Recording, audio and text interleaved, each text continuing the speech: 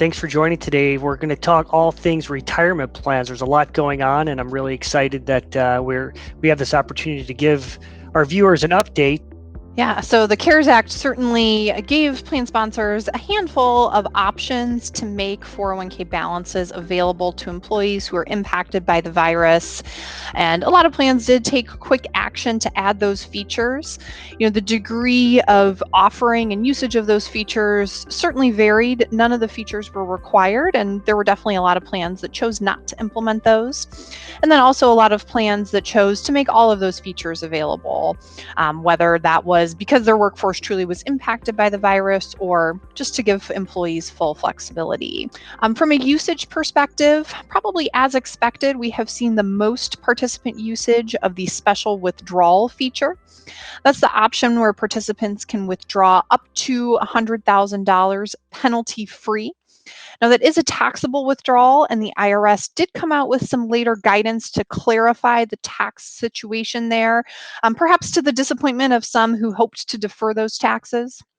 So participants can either pay all of the income taxes on that withdrawal this year for 2020, or they can spread those taxes evenly over the next 3 years. So paying them across 2020, 21, and 22. There is no option to pay all of those taxes in the third year in 2022. So certainly we did see some evidence of abuse of this feature, perhaps participants who thought, hey, I'll do this withdrawal, I'll repay it in 2022 and never pay taxes on it. And unfortunately, that's not the case. If someone wants to repay the full amount in 2022, they're going to have to refile their 2020 and 2021 taxes to get a refund on the income taxes paid. So definitely seeing the most usage of the withdrawal feature, but not overwhelming usage. That definitely varies across industry and across plan. We definitely have had some clients who have been disappointed by the volume of usage. Since this is a self-certification process, participants don't have to demonstrate how they are impacted by the virus. But the usage levels generally not overwhelming. We haven't seen many plans that have had much more than 5-10% of participants taking advantage of this withdrawal. So from a top-down level, we've seen just generally good behavior here, or have we seen a lot of abuse here? I would say it's varied. The majority of plans, I would say we have seen reasonable behavior, not significant evidence of abuse, but there certainly are a handful of situations where it's pretty clear that there's been some abuse of the feature with just given the size of the withdrawals as well as the speed and of the withdrawals after that feature has become available, and relative, of course, to the employment situations and the health situations for those locations and those employers. The other key feature in the CARES Act was the special loan feature. That feature actually has expired now. The withdrawal goes through the end of this year, but the loan expired here at the end of September. We saw very low usage of the special loan. Not many participants taking advantage of that opportunity. Separately, there's the ability to defer loan repayments that are otherwise due in 2020. That remains an option for plans that chose to offer it through the end of this year. And there really hasn't been any talk in any of the ongoing government discussions about extending these features. So we do continue to expect they'll fully expire at the end of 2020. Well, as we sit here today, I think they're at the end of September, we're awaiting the potential for another stimulus bill. Do we think, or maybe look in your crystal ball and tell us what you think perhaps might there be extensions of any of these current provisions or any new provisions we might see? Yep, no discussion to date. So ongoing stimulus talks have stayed away from 401ks.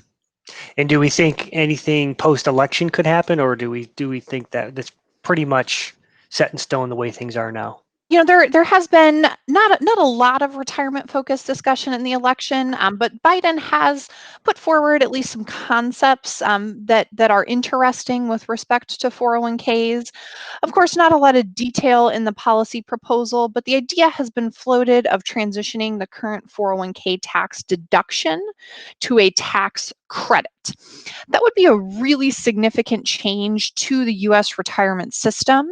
It's been an idea that's been floated in the past, but never really pursued or implemented. Of course, as with any policy proposal, the devil's in the details here. As far as the actual impact would depend on some of the numbers. So broadly, what transitioning the current deduction to a tax credit would do would be to transfer some of the value of the benefit or the cost to taxpayers, if you will, from higher wage workers to lower wage workers. Because of our current tax system and our marginal tax rates, the biggest value of the ability to deduct up to $19,500 from your income accrues to higher wage workers that are in higher tax brackets. Of course, anyone can defer $19,500, but the rate of taxes that you're saving on that deduction depends on your income tax bracket. In transitioning to a credit, instead of reducing income, the 401k contributions would be essentially reduced from your calculated taxes. So that means that more of the dollar value of the deduction is going to accrue to lower wage workers. You know, a rationale floated for this change is the idea of fairness. Fairness means different things to different people. And we'd offer a couple of comments as we potentially get more details on this proposal. One would be the need to think about the 401k deduction in the context of the overall American retirement system. And truly, the 401k deduction should work in concert with Social Security. Those two programs together, private savings and public support, are providing retirement income. And the Social Security system is very regressive. It accrues relatively higher benefits to lower wage workers. So the way that the tax deduction is structured today effectively helps balance that. It allows for that greater deduction on a dollar basis for higher wage workers who are also accruing lower Social Security benefits.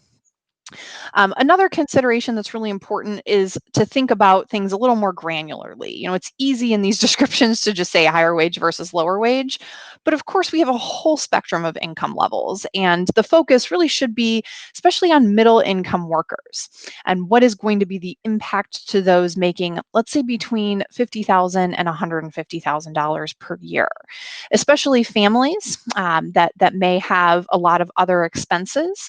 You know, losing that 401k deduction could be really damaging to retirement savings. So we'll be continuing to assess the proposal as it is continued to discuss if any additional details are released, and of course, if there's action to move forward and implement these changes to our system.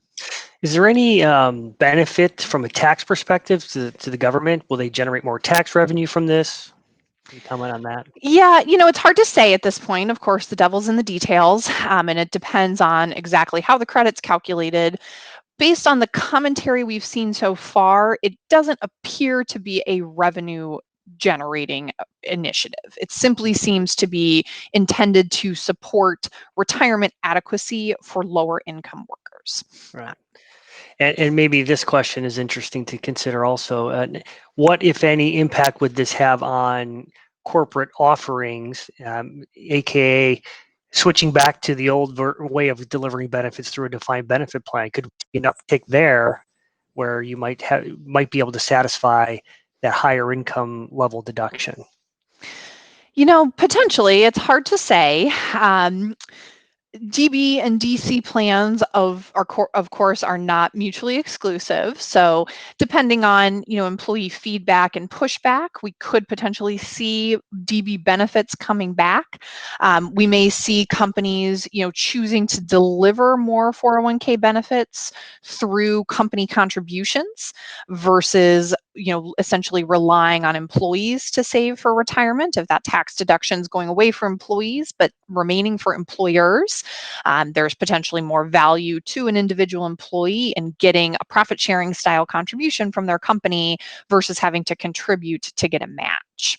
So we'll really have to see exactly how that plays out, but any change to the tax system, I think it's a fair assumption, is going to have ripple effects on plan design, and we're going to see companies reacting to that. Just recently, we've seen several big consolidations or mergers in the 401k record keeper space. Can you sort of comment on what's going on and sort of give our take on what we see in this landscape? Sure. So, the most recent finalized deal was Principal's acquisition of Wells Fargo's retirement business. That integration has been underway for what seems like a while now, but I guess in reality has only been maybe 6 to 9 months here. But plans are in the process of transitioning from the Wells Fargo platform to the Principal platform. And that was essentially the combination of two of the top 10 largest record keepers to become, depending on how you measure it, either the second, third, or fourth largest record Right. keeper among defined contribution plans. Here more recently, we've had the announcement that Empower Retirement will be acquiring Mass Mutual's business. Empower was, again, depending on how you measure it, kind of usurped as the number two record keeper. And this certainly kind of vaults them back to that spot on the list based on number of participants on their platform. And even just the late breaking news this morning looks like Empower will also be acquiring Fifth Third's record keeping business. So the trend of consolidation continues. There's absolutely a handful of firms out there that are committed to growing through acquisition. Size is definitely a factor within this marketplace. It's both a diverse marketplace as far as number of total providers out there. There are still a few hundred, especially a lot of very small providers. But fair to say, we're going to continue to see consolidation among the top record keepers, and the top 5 or so are likely to continue getting bigger. And what kind of benefits are we seeing accrue from these consolidations? Sure. So we should see economies of scale. Having more participants on a platform means the ability to leverage cost across a greater base, whether that's cybersecurity costs as an increasing focus, or even just technology build and spend. Bringing more features to the broad populations should be a benefit there. But also have to consider at some point, as there are fewer options available for plan sponsors, the impact to competition. I think at this point, we've still got a number of very competitive record keepers out there. But if we start to see a situation where there's really only 2, 3 options, of course, that's going to impact some competitive pressures in an industry that's just seen extreme cost compression or extreme fee compression over the last decade or so. Right. I mean, it's we've always joked it's essentially the race to zero, and we will most likely see zero record keeping fees at some point in the near future here. But just to talk in terms of this consolidation, along with the recent legislation changes that will allows what's called a pooled employer plan to take place, Mhm. and how that might maybe first explain what a pooled employer plan is, and then the impact that might have on the industry. Sure. So a pooled employer plan is essentially an evolution of a multiple employer plan. And broadly, those are both structures that allow companies who are otherwise unrelated or perhaps only very indirectly related to essentially combine together in a single plan. That plan is generally administered and sponsored by a single entity, which again may not be related to the individual participating employers. And essentially, the companies in that pooled plan are combined on certain areas, especially investments within the program, as well as certain elements of fee structure. But then other elements within the plan, a lot of day-to-day administration, as well as certain plan design features, remain within the purview of individual employers. So kind of a hybrid of, on one end of the spectrum, an employer having completely their own plan and doing everything on a standalone basis, versus fully turning over the all decisions associated with the plan to a different company. So I would be, say, purchasing the ABC company retirement plan. I'd be buying it as a product versus designing my own plan and having it administered by somebody, essentially, is what you're saying. Potentially, although, I think while programs are being marketed that way and sold as that style of product, definitely is a misnomer. There's really no ability to fully exit plan administration, plan design, employee education. There's always going to need to be a partnership between the plan sponsor or plan provider and the individual company that is offering that benefit. Alison, give us an update on the Secure Act and the provisions that have been implemented and in place there. Sure. So seems easy to forget that the Secure Act was passed not even a year ago at the end of 2019. We kicked off 2020 waiting for guidance on some of the key provisions in order to potentially move forward and implement those in plans. And even in spite of COVID and the way the world has changed, we are now getting that guidance. So plan sponsors may have some opportunities or need to look at changes in plan provisions. One of the potentially biggest opportunities just to expand or enhance plan features is the new in-service withdrawal option. Plans can allow a participant to withdraw up to $5,000 penalty free upon birth of a child or adoption. We've gotten some guidance on that at this point, so pretty close to being in a position to roll those out in plans. Some of the key guidance has included noting that it's a year from the birth of the child or the adoption date that the employee would have to make that withdrawal. That withdrawal can be repaid, and the employee could then request a refund on taxes. And importantly, somewhat similar to the CARES Act, this is self-certification. Employers don't have to request or maintain documentation. In fact, that CARES Act withdrawal was most likely patterned off of this idea of this birth or adoption withdrawal. So another key provision of the Secure Act that we're really waiting on guidance from was the change to part-time employees and their eligibility under plans. And actually, I shouldn't say change because this is a new requirement in addition to the existing part-time requirement. So current law requires that if a part-time employee works 1,000 hours in a plan year, they have to be allowed to defer to the plan. The Secure Act added a second requirement there for long-term part-time employees. If somebody works 500 hours in 3 consecutive years, they also have to be made eligible to defer. A couple of really important guidance points. First, company contributions are separate. Just because a part-time employee is given the opportunity to defer to the plan doesn't mean they have to be eligible for a company contribution. Of course, there are certain non-discrimination tests that need to be considered if part-time employees aren't receiving company contributions, but potentially a positive for companies that have a significant number of part-time employees and we're concerned about cost here. Another important element of the guidance is when we have to start tracking these 3 consecutive years. And the good news is you don't have to go backward. Those can be tracked moving forward. So still a couple years before long-term part-time employees may be entering plans. So that requires sponsors to count hours, or is there a date equivalent?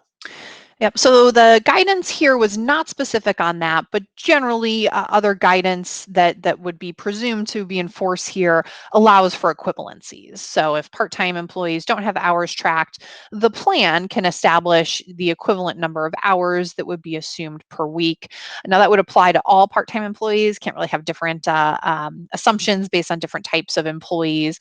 Does need to be a standard process, but there is some flexibility there for organizations that don't track hours. There's a lot of industry buzz around participant lifetime income disclosures and how those are going to look and what types of liberties a provider or record keeper can take in showing those numbers. So maybe just talk about the requirement and how we see people sort of satisfying the requirement to disclose this. Sure. So just very recently, we've gotten some guidance from the regulators as far as how that should be carried out. It's a requirement to put this disclosure on participant statements, and it's essentially converting a participant's current balance to an annuity being initiated at retirement. Now, there's some pretty key assumptions that the regulators really are setting that would need to be consistent across all providers who are preparing and issuing participant statements. That includes the assumed starting age for the annuity. The current proposal is age 67, or the participant's current age if they're above 67. Another really key assumption is mortality table. They're looking to leverage the mortality tables used for pension plans, which is a pretty reasonable assumption. But probably the biggest assumption is around interest rate. What would be the rate on the annuity? And the proposal to date has been to use the 10-year Treasury rate. And that's arguably a really generous rate. The ability for any individual participant to actually go out and buy an annuity at that rate is probably limited. Even in institutional pricing and group annuity pricing, they may not be able to get that level depending on individual characteristics. Of course, fees is another consideration. To date, we haven't seen how any assumptions about participants need to pay fees for an annuity will be worked into this projection. So there's still some questions to be answered, still waiting for the final regulation to be issued that really illustrates what has to be disclosed. A really key concern and one area that has, I think, kept this requirement from moving forward for many years is just the idea of if participants will really understand what it's intended to do. The intention here is to be educational, to help participants understand how their account balance may transfer into lifetime income or just income, period, in retirement. The concern, of course, is that participants will perceive this as some kind of guarantee, and that will introduce risk for plan sponsor fiduciaries or service providers who are preparing these disclosures. So some of the most important things for sponsors just to continue to be aware of, again, the importance of having regular processes in place, really understanding those processes and feeling confident in your documentation, not just of decisions made, of information discussed, but of the process itself, why those things are being reviewed. So never a bad time to go back and review those processes. Also, we would highlight, where some of the information is coming from here. Ultimately, some of the documents that are being cited in these lawsuits include participant fee disclosures, as well as Form 5500 filings and audit reports. Companies oftentimes are really leveraging third-party service providers to prepare those documents. So probably a good idea to have extra eyes on the sections of those documents that have to do with fees. Make sure that you really understand what is being reported there and are comfortable with those numbers. Errors do happen as your record keeper system generates the 5500 draft or participant fee disclosure draft, and you would hate to find out about one of those errors if it's coming up in court. And of course, very important to really keep fingers on the pulse of participant questions and comments. If participants are asking questions, making sure that they're getting robust answers in a timely manner and doing your best to make sure participants are satisfied with those answers, that we can really work through comments and feedback from participants in a collaborative process that hopefully doesn't involve ERISA attorneys or courts. So would you say it's an advantage for committees, employer committees, to be more transparent with employees? Is that what you're suggesting? Transparency is really interesting. We have moved generally to a world of more transparency, especially on the fee front in the last 5 or so years, with many employers transitioning away from using revenue sharing to pay for plan expenses and instead charging fees directly to participant accounts to make those more transparent. But that hasn't necessarily resulted in transparency in the documentation itself. So a great reason to review those fee disclosures and identify, can we tell participants in more plain language, more simply, what is going to be deducted from their account versus just relying on them seeing numbers on their statement and interpreting those. Also, potentially sharing more information about the committee itself with participants. Of course, there may be information about the committee in the summary plan description or other plan documents, but chances are most participants don't realize that there's a group that is overseeing the plan and monitoring the investment options. And perhaps telling participants a little bit about the processes used could end up being a fiduciary protection that participants have maybe less grounds on which to come back and claim there was a lack of process in place. Mm-hmm.